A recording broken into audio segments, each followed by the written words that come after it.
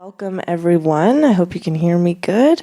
My name is Cassidy Shafford, and I will be the moderator today for our Career Week accounting panel. This morning, it's still morning, we have some exceptional guests who are here to talk to us about the exciting world of business. And we would like to begin by acknowledging and paying respect to the Indigenous people of the land on which we meet, the Mi'kmaq people. Mount St. Vincent University is built on unceded Mi'kmaq territory. We also pay respect to the knowledge embedded in the Aboriginal custodians of this land and to the elders past, present, and future. So before we get started, I just have a couple of housekeeping items we want to go through. In case of an emergency, we ask everyone to go through this door, the closest emergency exit, and there's also a door at the back there.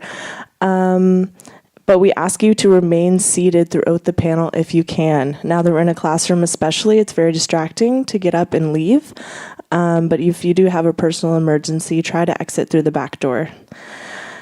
And as many of you know, this is a Learning Passport eligible event. So to keep it efficient, we've already passed out your surveys and activity pages if you forgot your booklet. And at the end, Colleen or myself will be here to stamp your Learning Passport. So just try to have your surveys and your activity pages filled in before that so we can keep it efficient. We ask you all to please turn off your cell phones. We don't want any of them ringing and we don't want you distracted. And our panelists have taken their time out, so please do not go on your phones while we're in this room.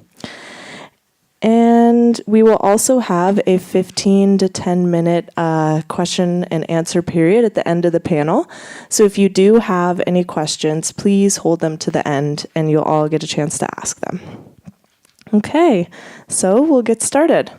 So question number 1, please introduce yourself, your position, and the company you work for. So we'll start here with Linda and then we'll move down, okay? My name is... Okay, you're done, press it again. Hi, I'm Linda MacKay, and I work at the Nova Scotia Health Authority as a senior financial analyst. Hi, I'm Jessie Zheng. I work for the Halifax Regional Municipality Pension Plan, working as a senior investment associate. So the pension plan manages around 2.2 billion pension assets for the municipality employees like the police officers and firefighters. Jeff Pothier. I'm an associate advisor with RBC Dominion Securities. We do investment and wealth advisory services for high net worth individuals and business owners. Hi, I'm Lindsay. I work at Emera as a corporate accountant. My name is Julie LeBlanc, and I'm working at Canada Revenue Agency in business equity valuations. Okay, welcome everyone. So for our next question, what led you to the position you're in today? Examples can be your education, job experience, co-op, or professional connections. So we'll start with Jessie and then move down. So I had a Bachelor of Commerce major in accounting from SMU. So by the time I go to SMU, I kind of very actively involved with the co-op education with the SMU. And I had my first co-op with the provincial government and then the second co-op with the J.D. Irving. So I find those experiences are definitely very helpful for me to get my first job, which is working as a fund accountant with MUFG Fund Services. So by the time I worked there, I kind of started to do my CPA designation immediately. And then I kind of find it's not that challenging enough for me. So I kind of start to do the CFA on top at the same time.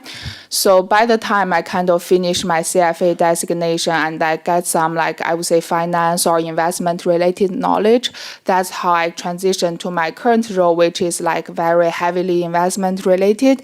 But also I also help with the audit or financial statements for the pension plan as well. I've done all kinds of stuff, so most of it banking related, at least in some capacity. So when I also went to SMU and did a Bachelor of Commerce there, and then started with RBC as a personal banker. Then I did a financial planning accreditation and started working as a financial planner with RBC. And during that time, I finished the CFA program as well, and then moved over to being a commercial banker. So I did that for 5 years. And during that time, I finished my MBA. And then shortly afterwards have since switched to RBC DS, where we do the investment and wealth advisory services. So a bunch of different stuff. I graduated here from the Mount in 2016. I did the co-op program, so I got on with my employer, who was a firm, right on after, and I stayed with them for about 3 years. I stayed with them until I wrote and passed my CFE, and then I left, and I went to work at Emera. So I've been there for just over a year now in the corporate finance role, and I'm going to be transitioning into consolidations on Monday. So I took a little bit of a roundabout way to getting into accounting. After high school, I went traveling. It was supposed to be about a 6-month trip or so, and I ended up spending about 5 years outside of Canada just working and traveling. And the common theme that kept popping up was that accounting really does impact everything. So there was a time that I was working as a travel agent, and we'd have to calculate commissions and payroll and do things like that. So I decided to come home, get my accounting degree, and I also graduated from the Mount in 2016. From there, I got hired on with a firm. Did my CPA with them, and then about 3 years ago decided to make a move over to CRA, and I started off in basically risk analysis to do some screening and decide workload for auditors, and just in September moved over to business equity. Currently going through the CBV program right now because I'm just a sucker for punishment and love going to school like other people on the panel here, so it's good. Thank you. Okay, thank you. So for question 3, Oh, yeah. So I actually have an IT degree from the Mount. When I graduated, I went to the Auditor General's office of Nova Scotia as a career starts intern in IT, doing IT support. After my year being at as an IT support person, they gave me the opportunity to be an IT auditor, and then gave me the opportunity to do the an accounting designation. So as I got my CPA, CA in 2009. So I spent 10 years at the Auditor General's office, and then have moved on in a few different roles. I worked at Emera for a few years in internal audit.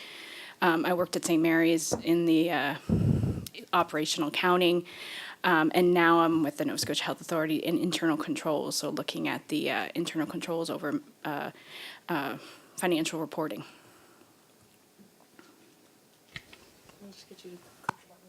Awesome, perfect.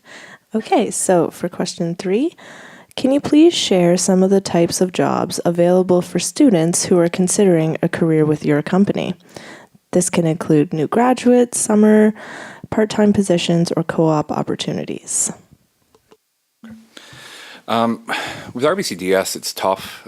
We have some interns in the office, but I'll be honest, they're kind of behind the scenes. I don't really know what they do.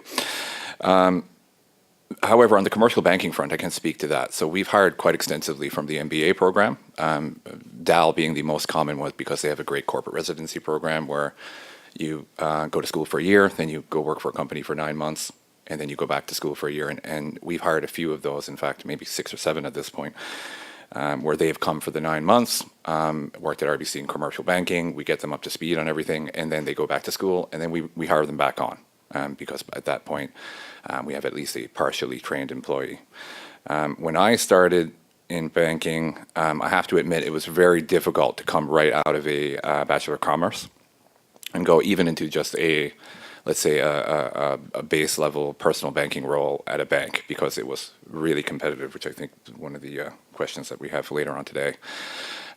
So I separated myself by doing some industry courses and trying to do some professional designations, and particularly with someone who had no customer service or no sales experience prior to that role, that was really what helped me the most. But I think there's a big opportunity on the commercial banking front as it relates to students and interns. I've seen it mainly from the MBA program, though. So Emera and Nova Scotia Power have a co-op program. So there is at least 3 co-ops on my floor that I know of, but they're throughout the organization and they hire them all throughout the year. I know they never had a formal CPA program to hire students in, but that is something that's in the works right now. I'm on the committee, but anyway, so we're really hoping to implement that in the fall to get a real formal, just kind of like a firm does, where we came from the firm. You don't always get that same experience. So there's definitely opportunities to come in when you're new for both sides of it. So, yay. Right now, there's a lot of opportunity with the federal government, not just CRA alone. It used to be jobs.gc.ca will have everything posted. I think if you just go to canada.ca now, and you can actually just select student, it'll give you some options there. Co-ops are very popular with us. We often take co-ops and then put them through what's the student, like a bridging program into audit after that. And I checked in with HR before coming today. And by the end of March 2023, within Atlantic Canada alone, not specific to the audit group, but within CRA, we're going to experience about a 26% eligible retirement rate, which basically means a quarter of our workforce is going to be eligible to just walk out the door with a full pension. So they will be ramping up a lot of hiring in the next 6 months to a year or so. There was a job posting, I believe it went up on Friday as well, for co-ops in the fall. And again, I would just go on to canada.ca. They have everything up there for summer students as well, if you're not necessarily in the co-op program but would like to get a few months of experience. So at Nova Scotia Health Authority, we are a training office for the CPA program. It's new, so we have one student. We had two, but one person moved to Barcelona instead of continuing with the program. So we have one student right now, and we're just sort of trying to figure out to make sure that we're supporting that person appropriately, and then we'll expand. I think we have the capacity for 3. We do hire co-op students, but it's not a regular. It's based on a need within the different departments. But we do have roles that do come up that are sort of entry level. So financial analyst, those type of roles do come up periodically. So and that would be a really good starting place in the NSHA. So we are relatively a smaller office, so there are currently like 18 people in our office, but our investment team will be hiring a co-op student during the fall term. So the other team, the pension administration team, they may hire 1 or 2 entry-level job later this year as well. Thank you. So, how competitive are positions in the field of accounting and finance? So we'll start with you, Lindsay. I always like to say if you put the work effort in, you can find a job anywhere you go in any industry. But saying that, coming out, there's so many opportunities, I guess, in this field. So it really depends on the focus that you want. I know that there's always the firm's opportunities that hire accounting students that come out going into CPA. In other, Emera, I know it as well. But I guess, like I said, it really depends on where you want to go. It's competitive. I mean, if someone's going to hire you and pay for your CPA, they want to make sure that you're going to be able to pass it successfully, at least at the end. And we're all a bunch of highly motivated people, so I like to think that we. I don't know. I guess it is competitive in a way, but I always like to think there is opportunities. I didn't know anybody that I graduated with that didn't get an opportunity at the end when they finish their degree. It's just how much effort that you have to put in and the willingness that you're going to be able to do to get your job. Nothing's going to be handed to you when you get your degree, so you are going to have to put that work effort in and show people that you're worth the investment to invest in if they're going to be paying for your CPA, if that's the way that you want to go. I agree with Lindsay. Like she said, if an employer is willing to take a risk on you, pay for your CPA, give you the time off to write the exams, they want to make sure that you have a really good chance at succeeding, preferably the first time around. If you wanted to get in with one of the big firms fresh at a university, I'd say it's very competitive. They basically host recruiting week, or I guess it's about 10 days in September. I think they cram it into a really short period of time just to see who can handle all of that, because you're going on interviews and dinners and just social networking on top of all your classes as well. It's super important to go to those, and even better if you can get a chance to meet somebody within the firms before the recruiting events. Like if you just go on your LinkedIn or Facebook and see, who do I know at Deloitte? Who do I know at PwC? Try to have a coffee with them or just meet up with them somewhere along the way, maybe find a mutual friend or somebody to connect the two of you. Because during that time, when recruiting season is happening, they're literally meeting hundreds of candidates or potential candidates. So if you can find a way to differentiate yourself, if you have any cool experience that maybe doesn't fit the mold of like high school, university, ready to go to CPA, I would really highlight that, because especially for the firms, they're really looking at hiring people with personalities, because you'll be going out to their clients in person and representing them. So they want to be able to know that you can communicate, you can carry on a conversation, and you're somebody that they'd want to spend, 60 plus hours a week in an audit room with. Outside of the CPA firms, I can't really speak to it a whole lot, because that's the route that I took at a university. But I would say, since the designations all merged into the CPA, one designation, it has become a little bit more open for students, because you can now get your designation. Like we've got a few different government departments here. You can get them get the designation in industry and with the public firm. All of it's great experience, but it's definitely going to take a lot of work to get the offers. So I would recommend just networking as much as possible, and doing everything you can to set yourself apart from everybody else.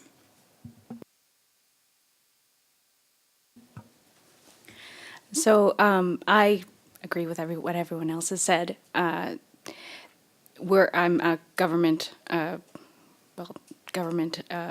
company, and we have just recently started training CPA students. So there is a lot of industry available for that. So like Irving, I can't think, but Irving especially. We had a lot of discussions with Irving when we were setting up our program, and they hire students into a CPA program for industry. But that being said, I think that what was mentioned earlier about retirements, I think that as people retire, there's going to be a bit of opening up of positions. So there's going to be some opportunity.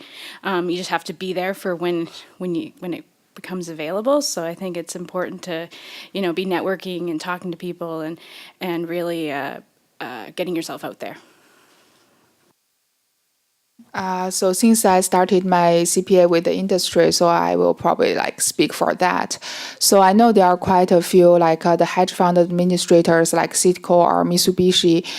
Their offices are quite large. So Citco has around 400 people, and Mitsubishi probably they are going to grow to 400 in the next 1 or 2 years. So every year they are hiring much more students, I would say, compared to the what Big Four can hire.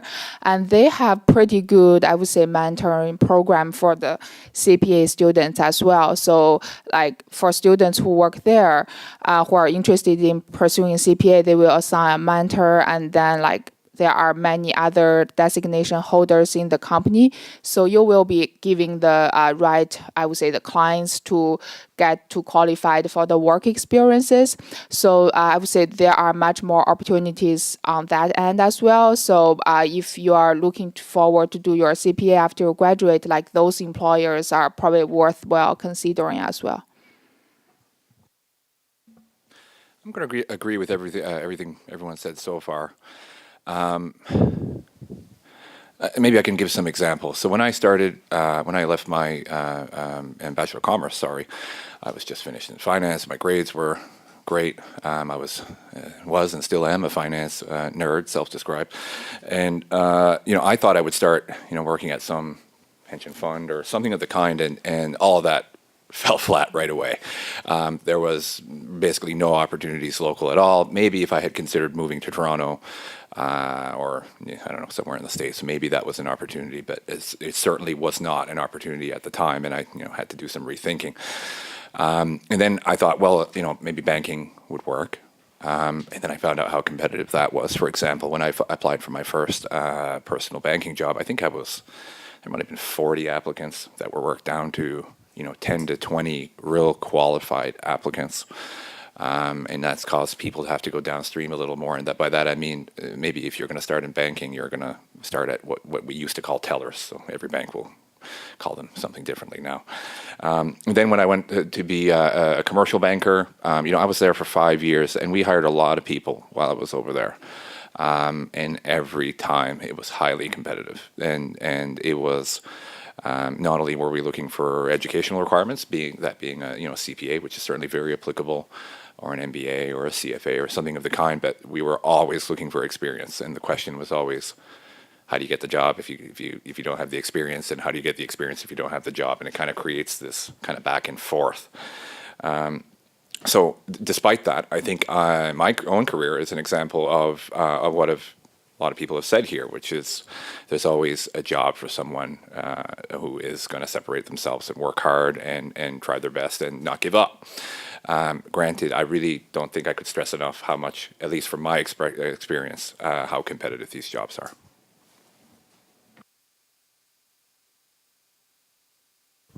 Okay, so question 5 will be, what kinds of opportunities for advancement does the profession have to offer?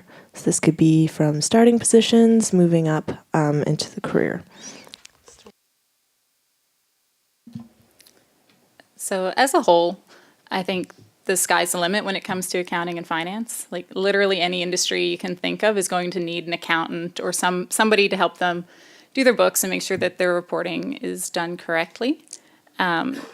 Within CRA, we're an organization of about 40,000 people Canada-wide. So the way I look at that is really the opportunity is out there for the people that want to go and get it. When you're in an organization that big, you can, and especially if you're willing to move, if you speak a second language, not necessarily French, the opportunities are absolutely endless if you're mobile. Especially like I mentioned before, with everybody retiring, there's a lot of upward movement. But in order to get that, you have to be qualified for it. So I kind of, to continue on the thread that we were on with the previous question, I would say like make those opportunities. You're doing the perfect thing that you should be doing right now, and that's getting your degree. But definitely be open to education after that. Like once you walk across the stage here, like maybe think about that as a starting point and start considering where you want to go next after that with education. And that'll make sure that when those opportunities do come up, that you'll be in the right position to take advantage of them.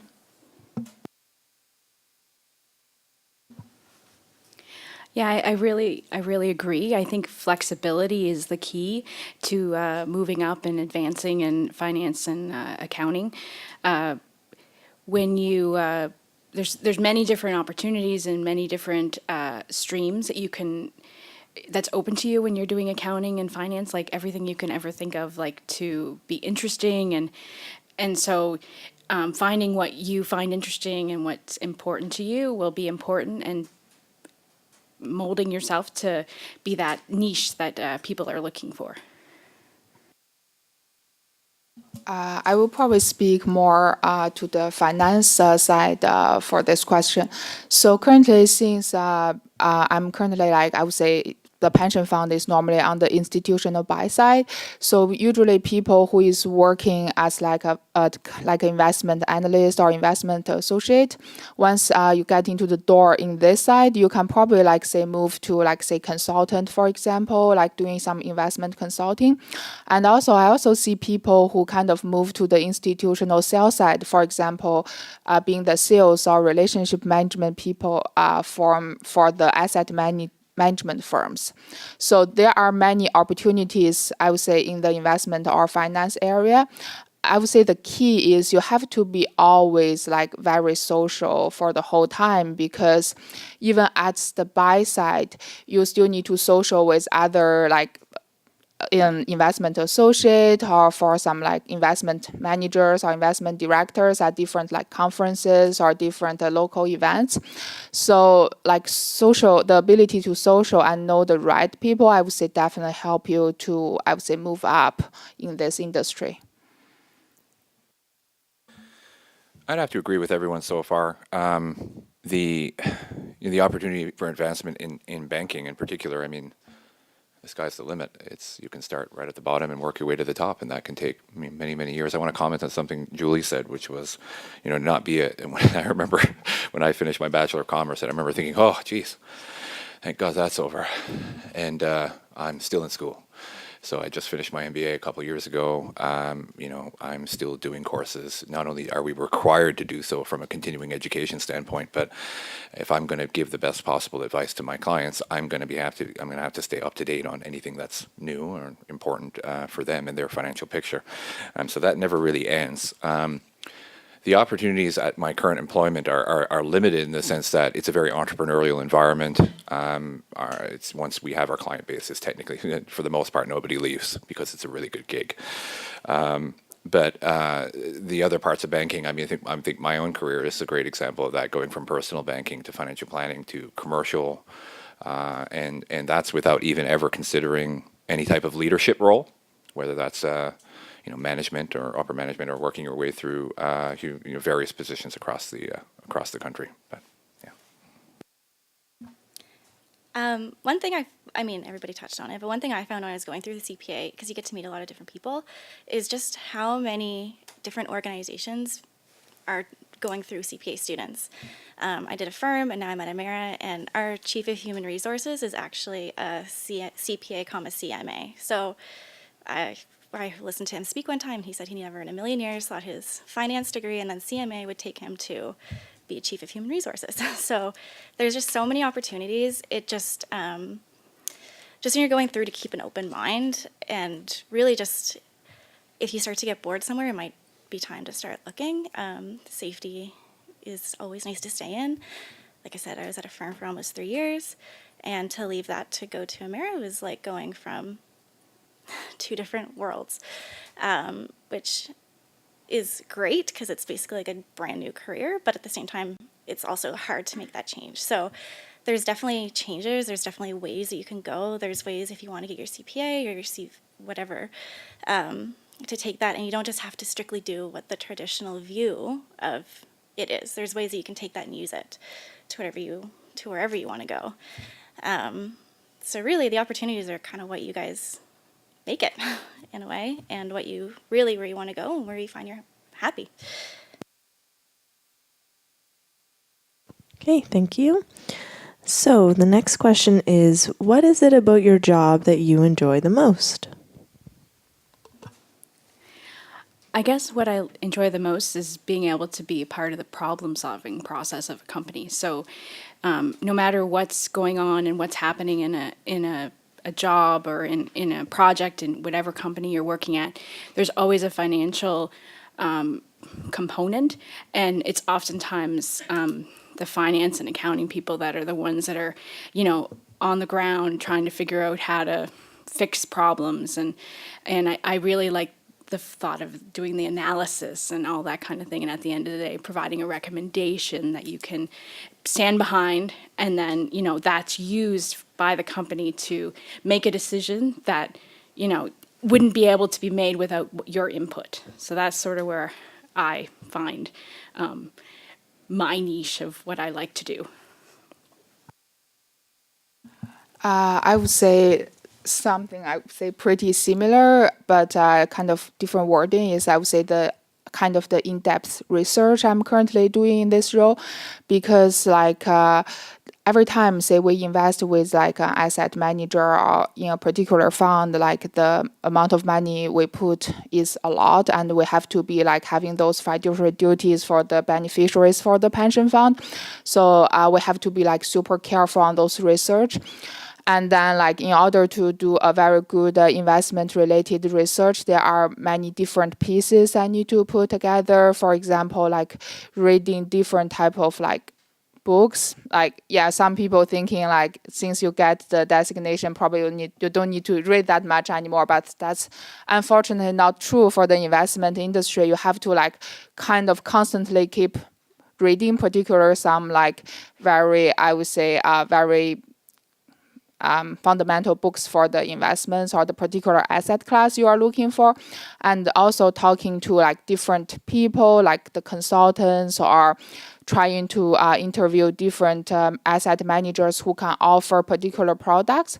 And then in the end, we need to put together, I would say, a very long investment memo with not only the reference we get from reading books or like third-party research, but also from the results that we are doing our own interview, our own due diligence.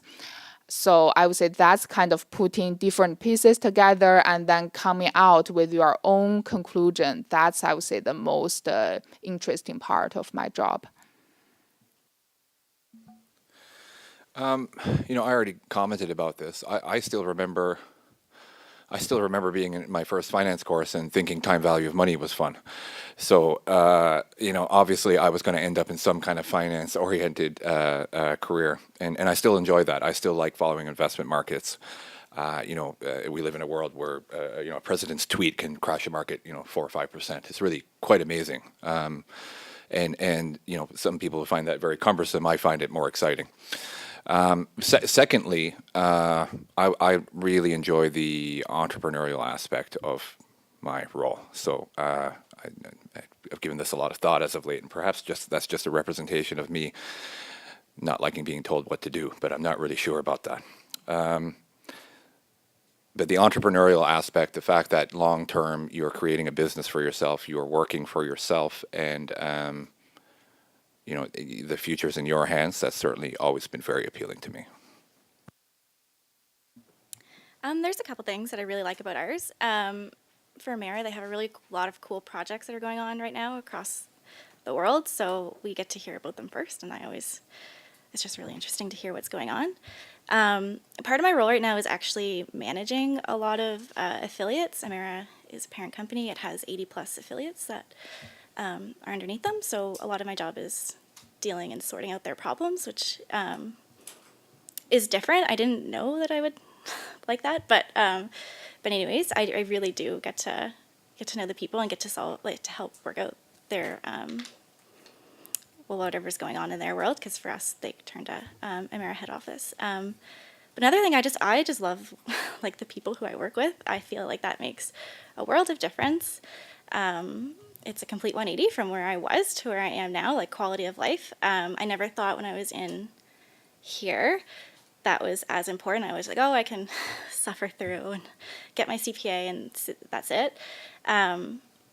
But after you're done, it really does become a factor to consider. And it was just, so that's something that's really important to me. And that's something that, that I have at my current position. So it's another thing that I really like, but yeah.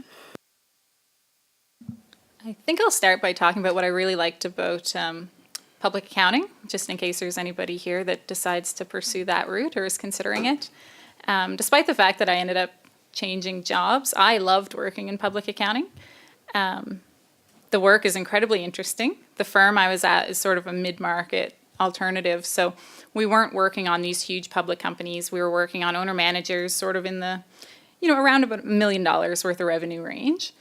And because the firm wasn't that big at the time, we got to do the whole audit from start to finish. So we would be in there for the fraud planning meeting. We'd get to do the audit. We'd get to work on the management letter. In some cases, like team members would be able to do their T2s and their tax returns and different things like that. So as far as learning goes for the CPA program, it was fantastic because we got to see everything go full circle. And I also got to work on a lot of clients who were nonprofits. So a lot of them didn't necessarily have it in their budget to have a CPA on staff. So sometimes people think, like when the auditor shows up, it's like this, tense or maybe negative experience, but that's actually the opposite that I encountered. A lot of the NPOs were just really almost grateful to see the auditor show up. They had so many questions because they were really passionate about whatever organization it was that they worked for. So they just wanted to know how to do it better. So again, from a learning standpoint, we got to see, okay, like, what were you trying to do? How do we reverse that? And how do we make it right? And it really helped get me through CPA with no problems at all because we had to talk through procedures and things like that. So it's absolutely a fantastic career path if you are somebody that wants to do the CPA designation. The learning is phenomenal. So the job that I'm in now, I'd say in what business equity valuations is basically we value private companies. So if anybody's in tax right now, you'll have heard things like estate freezes and that. And so we want to make sure that what people report on their tax returns is reasonable. So one of the nice things is that I got to hang up the auditor hat. We don't audit at all. To comply with the CI/CBV standards, we have to come in as independent and unbiased as possible, well, completely. So we get to come in just right from square one and basically do an evaluation of a company. And that can be in any industry. So the team that I'm on covers Atlantic Canada. So it might be like I have a coworker who's working in the mining industry right now, and I've seen flooring, and I'm currently working on a dentist practice. And when you're working on that file, you get to learn everything about it, like stuff you would never imagine needing to know, like what the average number of dental hygienists is per dentist. Because it's not necessarily like what that particular business was generating, but maybe what it was capable of generating if it had been run more efficiently. So whatever file I get to learn so much about that industry, which just makes for really interesting work. So even if I stay in this job for a really long time, no two files will ever be the same. So, thanks. Okay, thank you. So there have been major advancements in technology that are impacting businesses in every facet. How do you think this may impact the accounting and finance profession? We'll start with you, Jessie.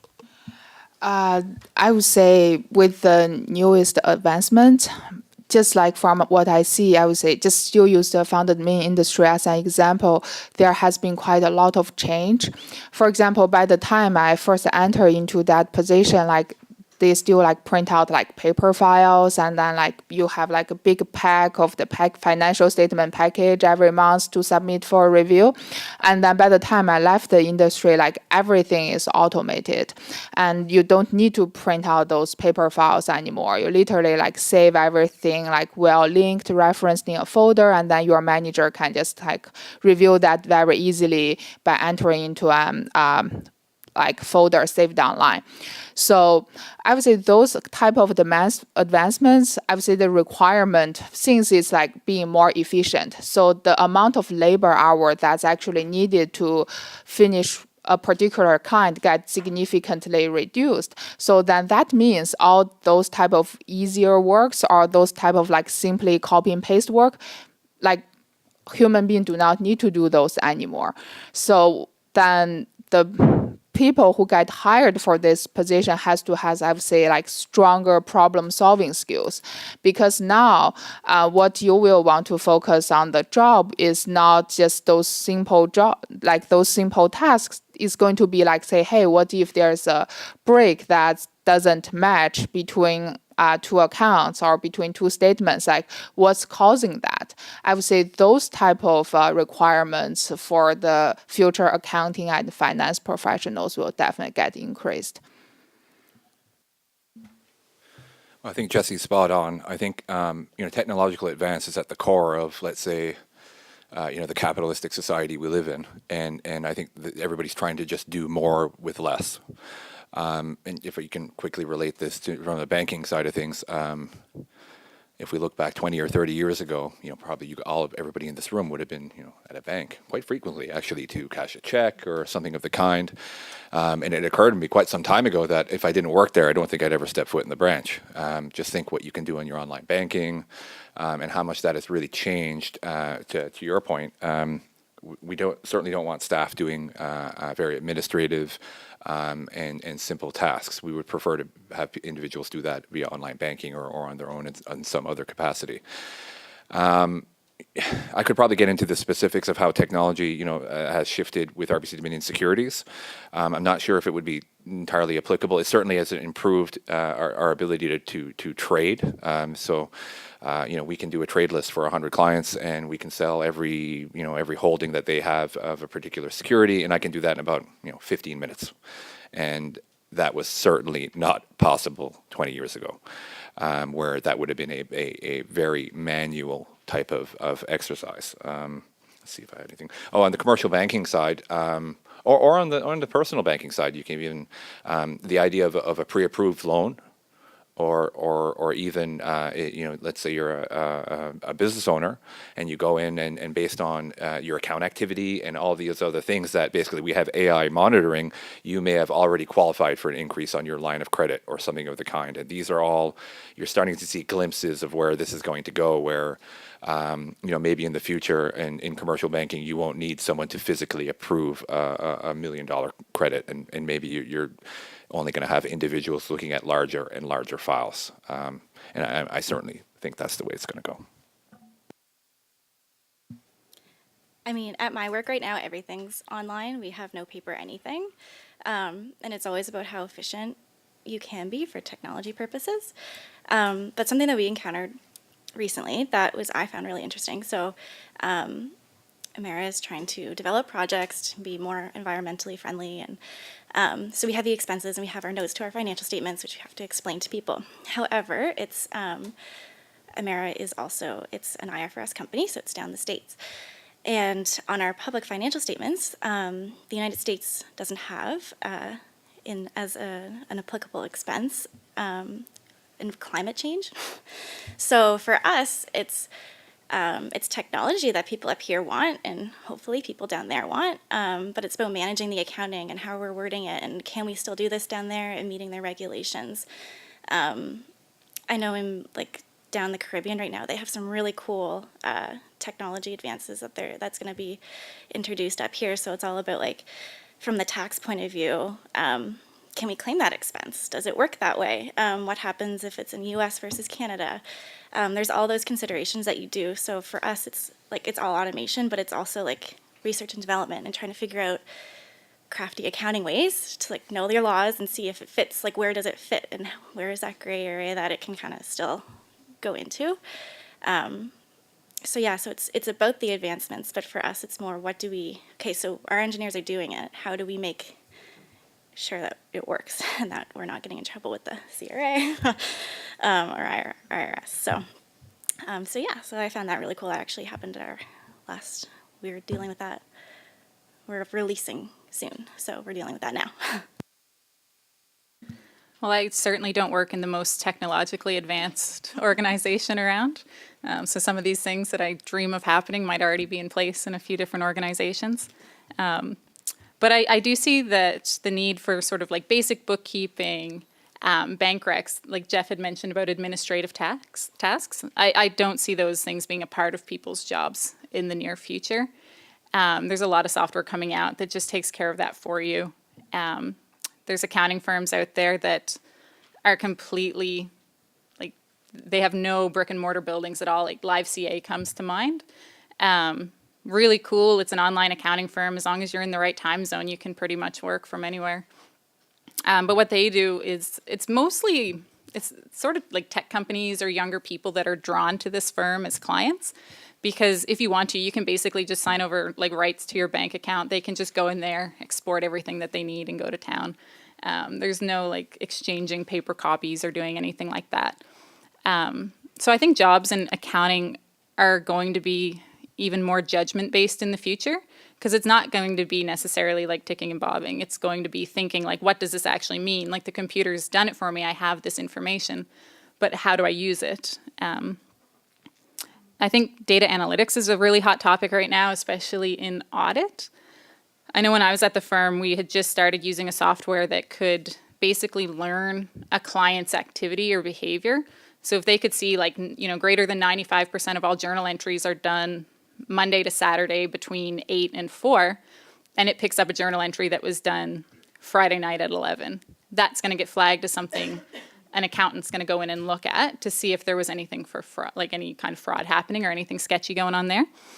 And it would pick up things if it saw an entry come in and then it was automatically, or really shortly after, it was reversed, or if they just see too many zeros showing up in one spot. These are things that humans used to have to go through and scan ledgers and journals to try and identify different things that might look out of place. So computers take care of all of that now. And I see that trend continuing into the future. So again, just another plug for CPA or choosing a designation after your degree. I think the learning the education that you get from these designation programs, they really help teach you how to think. And so it's really great to get that foundation that you're getting in your accounting and your tax courses and your finance courses. But really taking it a step further will absolutely make you a lot more marketable when it comes to getting a job. So my answer is probably going to reiterate what other people have already said, but artificial intelligence and automation are really hot topics. I recently had an opportunity to tour the automation center at EY, Ernst & Young, and they're actually consulting now with companies to automate their financial processes. So trying to streamline and make it so that people don't actually have to touch the easy everyday transactions. So as was said, it's going to be really important that students and people coming out of school are able to see big picture and strategy and things like that in order to set themselves above and provide a real value add right out of school. Okay, thank you. And our final question. Do you have any advice or suggestions for students pursuing a career in accounting or finance? That's a really easy question, huh? Really easy to narrow my thoughts. When I started, I was really surprised. So maybe I'll have two things. I was really surprised how overworked and underpaid I felt. I feel like that goes on for quite a while. I was wondering if anybody else would feel the same way. But that first job, you're learning everything about the environment you're in. You're learning what your career prospects are. You're trying to look forward to the future, not forgetting the present, and focusing on the work in front of you. And while at the same time, if you're anything like me, you were feeling fairly underpaid, and perhaps undervalued.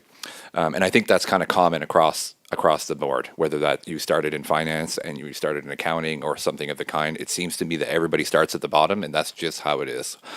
But it gets better, and it does. And people notice individuals who are working harder and trying their best and demonstrating that they care. So I always try to tell people, just keep your head down, do your work. This will always get a lot better. Now, this was another thing. I had written this down. I thought, it might be a silly thing, but my advice would be, whether or not you believe in the concept of karma, maybe act like it exists. I look back on my career and I realize the amount of times that someone helped me that I'm not really sure why. And maybe that's because, I had helped them or someone in a similar circumstance at some point. And this certainly allowed me to, let's say, move the corporate ladder and pursue things that I was really interested in. And you never know who that person is that's going to be there to help you out. And treating other people like you want to be treated certainly goes a long way. Something my dad always told me growing up, and I used to roll my eyes, but now I say it to people when they ask me this question, is you get out of it what you put into it. Like I said, everybody here is very capable of getting a job when you graduate. It's a matter of what you put into it to make it your dream job. So I can honestly speak, no matter where you graduate and go, you are not going to be like the top level. You will be at the bottom, you will be overworked, and you will be like, why am I doing this? But it's the amount of work that you put in to get there. And it does get better, and you will get out of it, and it is worth it at the end. Something else I can say that actually helped me a lot that I didn't realize was networking and meeting people, and something as simple as going to university and keeping in touch with a few people, or if you do go onto the CPA or whatever program that you want to do, make friends in it. I'm in touch with a lot of people. All those people that you'll be graduating with, everybody in here, is probably going into the same field that you are, or something similar. So you never know when, you can meet somebody and their work is hiring and it's something that you're interested in. The position I'm starting on Monday wasn't really something I applied for. It was just something that came up because I knew people in that department, and they said, oh, you should come over and just have this conversation. So I did, and then next thing you know, I'm going to go work there. So it's not...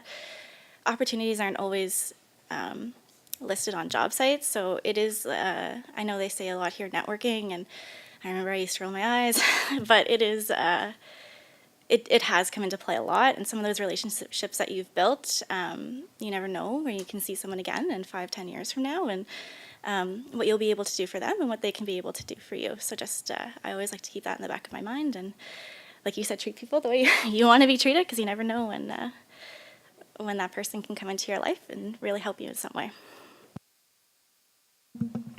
To build on what Lindsay and Jeff have talked about, the way I got my job out of university with an accounting firm was I had talked to one of my profs here at the Mount, and she said, "Oh, I know someone that works for one of the big firms. I'll connect you with her." So I caught up with this woman.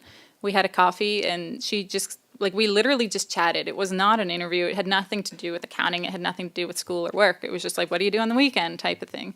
And she's like, honestly, from everything you've told me, it doesn't sound like the big firm is the right fit for you. She's like, why don't you have a coffee with this friend of mine that I'm on a board with who works over at a firm in Dartmouth? So I was like, yeah, why not? And I went to talk to her. She was awesome. And I was originally hired by that firm to start the following September after I graduated. But I only had one course left to do in my winter semester at the Mount. So I just let her know that. And she's like, hold on, let me talk to a partner. And by that afternoon, I had an offer to start in January instead of September. So start a little bit earlier, get the months in for my CPA, and just have that extra busy season under my belt before starting school. And all that came down to word of mouth. Like, just like these guys have said, staying in touch with people, reaching out. One thing I did when I was about to go through recruiting season was I went on to every accounting firm's website in Halifax and Dartmouth, and they write up a little bio about most of the people who work there. Or you can Google them. Like, it's pretty easy to find. And anybody at the firms who went to the Mount, I would find their email and just email them with the subject line, inquiry from Mount student. And I had a 100% response rate. I find the Mount is this really great community. Like, we're a smaller school. So people know each other and they genuinely want to help. I too have people that have helped me out over the years, and I have no idea why they did it, but I'm thrilled to be in a position now where I can return the favor. Even if it's something as simple as having a coffee or like sharing a contact with someone, answering their questions. So definitely staying in touch and reaching out and recognizing, like, you're looking for a job, like you're the one who needs something, so ask. People want to do it, but they're not going to approach you about it. So you have to be the one that initiates that. Another important thing is literally to work hard while you're at university.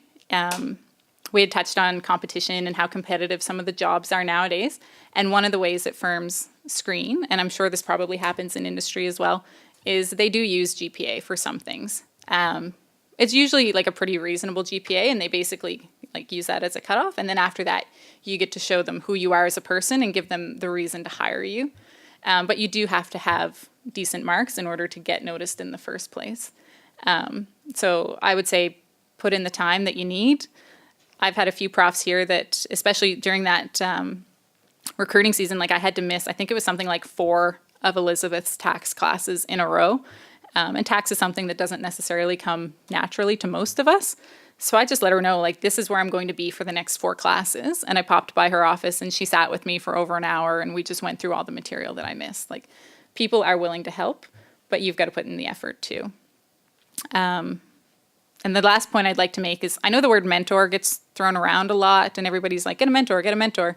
It doesn't necessarily have to be any kind of formal relationship, but just think of who you know. Like, it could be your friend's parent or your neighbor or just anybody that you play hockey with. And if they're in a job that even interests you at all, just talk to them about it. Say, like, hey, I'm in 3rd year, I'm about to graduate, or wherever you are in life.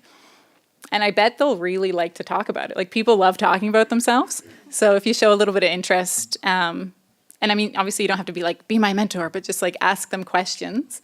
And then ask, like, okay, that's awesome. Like, is it cool if I follow up with you again in 3 months or something along those lines? Because at the same time, you're building your network too. Thanks.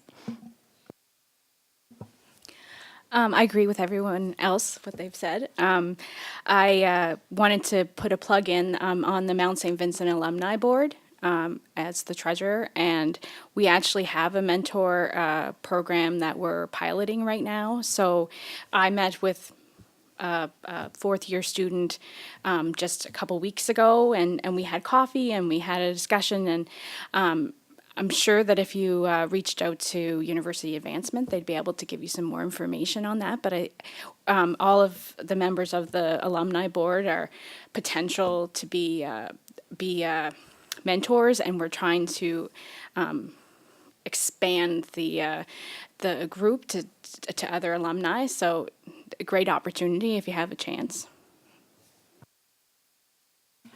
The advice I want to give, kind of referring back to my own experiences. So when I'm in SMU, the two co-op work terms that I got are actually all with the IT divisions, with the provincial government, and with the JD Irving.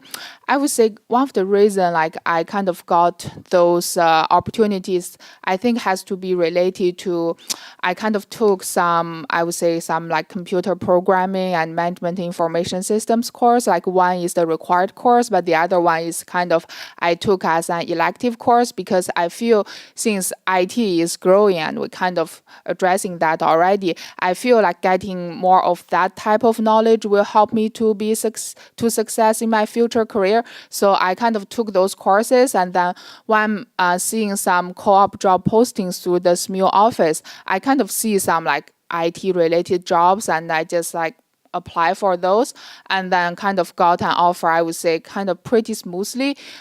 And I heard that the amount of people who are actually applying for those jobs are significantly less compared to some of the accounting co-op opportunities. So that's the suggestion I want to give is always, I would say, be prepared, and then to do a little bit extra work to make sure that there will be more doors that will be open to you in the future. Just like when I'm doing my CPA, I find like the CFA would be a good complement to the accounting staff. So I kind of do them at the same time, and then that's kind of helped me to, when I want my career to be transitioned to the investment industry, that kind of helped me to be well prepared for those opportunities. And the other suggestion I want to give is, I would say, to get more involved in some of those activities. Say, I know the local CFA board kind of organize like the ethics and the research challenge for the local universities every year. And I know that a current board member, he works for the Treasury Department for the federal government, and he kind of hired a co-op student right from Mount St. Vincent, because he kind of know that students from the research challenge, and he saw the passion that the students have in the investment world, and then kind of course, like probably not just that. I'm pretty sure that students is well prepared otherwise as well. Those type of activities will help you to, I would say, to socialize with the right person in the industry, and to help you to get more opportunities. Okay, and that's all our questions. Thank you so much. Can we get a round of applause for our panelists? Okay, so now we have about 15 minutes left, so we have room for lots of questions. Does anybody have any? Don't be shy, we're a small group.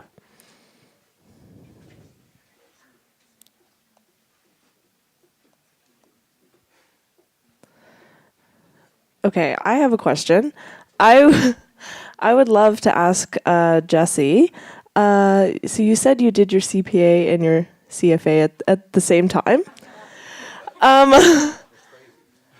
So I personally, my boyfriend is just trying to get into doing a CPA, and I can't imagine doing both of those at the same time. So do you have any tips for any of the students maybe going in to do their CPA, and what the differences between that and the CFA look like, and any tips on maybe doing them at the same time, or what you think, what you recommend? So I would say now is probably like more difficult, because by the time I did it, I actually do the CMA stream. So that program is actually less intensive than the current CPA program. So, but while I'm doing those, I think it's still, like by that time it's still doable, is because I would say, very strong accounting background. So at that time, the CFA kind of having, I would say, 20% in the accounting, like the financial statement analysis is like almost 100% accounting that has already been either covered through my, I would say, third year or fourth year SMU accounting courses, or the like that CMA program I was doing at that time. So I actually do not need to really review those topics at all. So, and like also I would say the corporate finance or the math is like the high school level math. So yeah, there are actually many chapters at that time I do not need to spend much time reviewing. But even with that, it's still quite kind of intense for me because I still have a full-time job, and those job is like, yeah. So yeah, you definitely need to schedule your time very, very carefully, and then a lot of the days you do see yourself probably like end up studying during the lunch break or like whatever break you have. Like, yeah, I would say those years are not easy, but it's definitely worth it. But another thing is, if you find yourself like reading more or studying more, you actually find that the later stuff is getting easier and easier, because once you get into that habit, it's actually not, it's only going to be easier. It's not going to be more difficult, because you get kind of, your mind is like running, right? Say, even though I'm like on a bus, I'm still thinking about what I just read. So it's like, if you do not stop thinking, do not stop studying, it's going to be getting easier.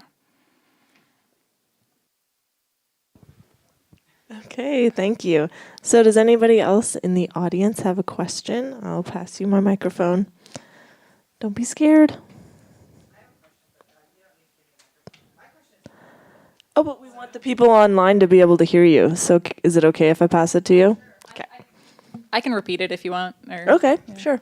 My question is, with the paperless society that everybody's talking about, CRA has made some advancements with regards to businesses with filing online and having your access codes and stuff.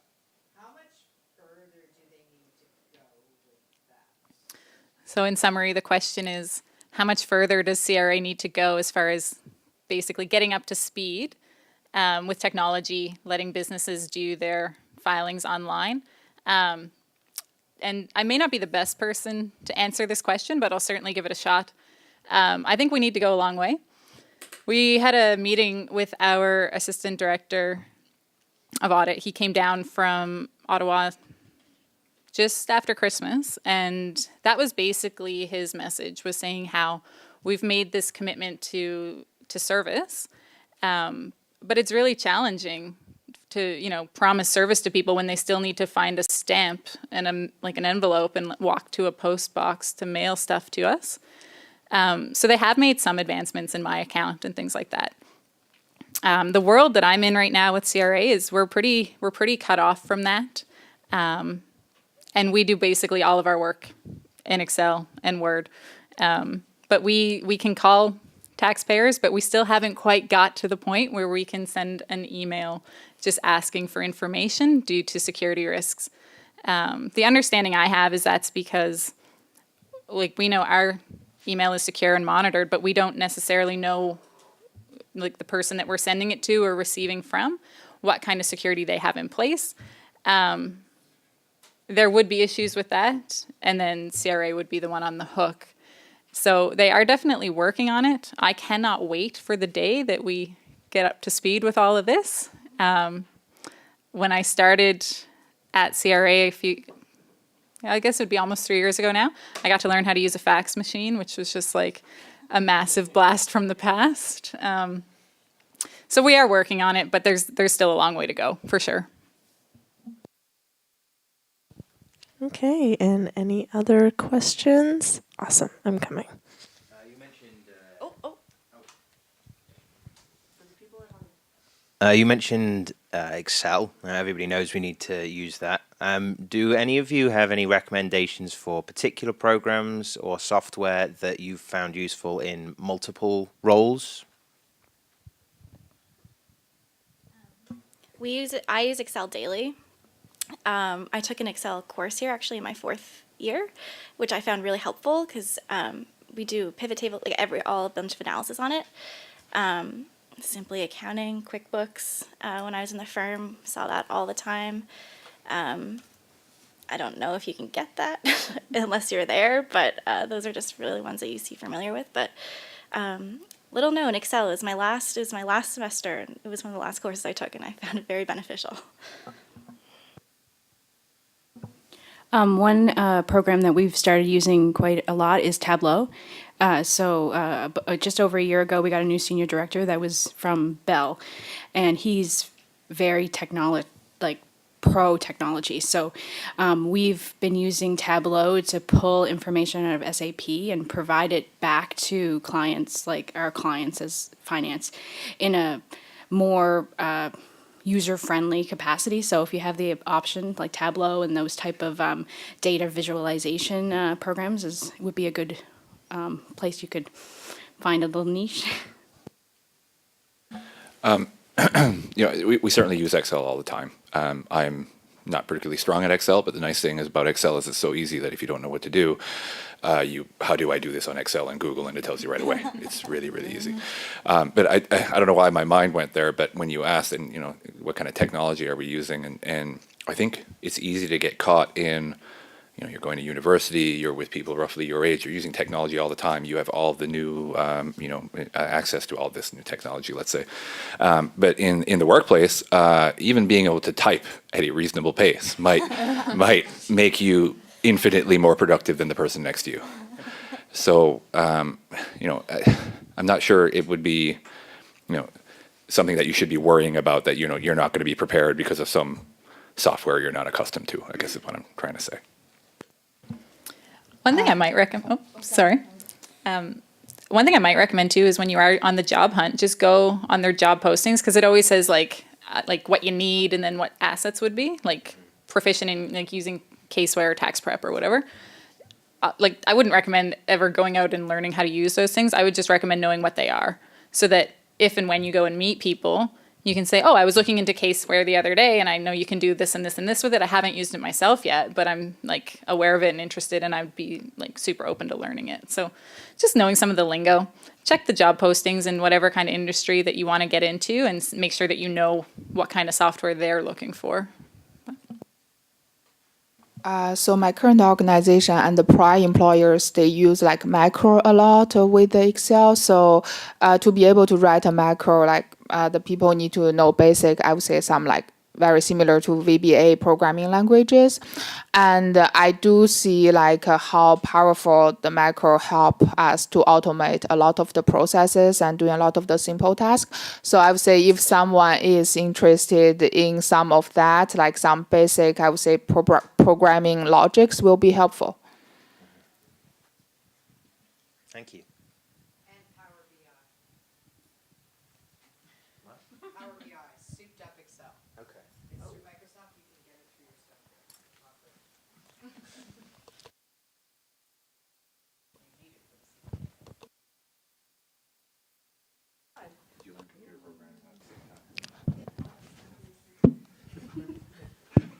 Oh, we're back, maybe? Okay. Does anybody else have any questions? Okay. So you said AI is beginning to automate some processes that used to have a person sitting there doing. Do you think that there's anything coming within the next 5 to 10 years that could make current jobs obsolete, or maybe make those people who are doing those jobs have to specialize in other areas? I had just briefly commented on this, and the answer is absolutely yes. So I used the word, teller earlier, which I'm not sure is entirely accurate, but you can do most of those. Let's say 80 or 90% of the tasks that those individuals would have previously been doing in banking have been replaced by either online banking or what you can do at a banking machine, right? So that's going to mean that probably there will be less tellers, and those who are still there will probably be trained to do, let's say, more involved tasks or something of the kind. And on the commercial lending front, I kind of hinted on this too. I suspect there is some point in the future that, right now when you write up an application and you do all of your analysis and all of this learning that you've done in your finance and accounting, and you've spent most of 3 or 4 days writing this up, and then somebody has to review and read everything you said. The reality is, I think very shortly, if not were already kind of working there, you're probably going to plug a spreadsheet in, and the computer's going to tell you if you're approved or not. And it's going to be as reliable, if not more. And some examples of that is when you're in commercial banking, sometimes a company's not doing so well. Okay, and as humans, we're forced to wait for financial statements to come to that conclusion for the most part. Okay, so you get your new financial statements for the year end, and you see, oh, geez, there's a loss, your retained earnings have been wiped out, so on and so forth. But AI has been able to recognize that far before you getting the financial statements. So just by tracking the ins and outs of bank accounts, it can recognize and predict, actually, apparently better than humans can, when a file is going to go. And I don't picture a AI style robot who's sitting there or anything of the kind. It's just an algorithm of sorts, let's say. But apparently, it's doing a better job than most humans are. So for us, right now, my role right now is a lot of analytics, and we get a bunch of recs or intercompanies and financial statements and saying, like, does this make sense? We are getting a lot of AI right now, and it's helping us to cut down the amount of time that we have to prepare it and giving us more time to analyze, which is what we are trained to do. So it's not getting rid of jobs, it's just refocusing it. So before, it might take like 6 hours to do this, to run the report, create the report, analyze it, and then put it to review. Half of that time would have been preparing it. So now it might be like you get the 6 hours to really like investigate and take your time and make appropriate decisions and stuff. So I don't know if it's going away jobs, it's more just refocusing and stuff. So. Okay, and we have time for one more question if anybody has one. Okay, so let's give a final thank you to our panelists. Awesome.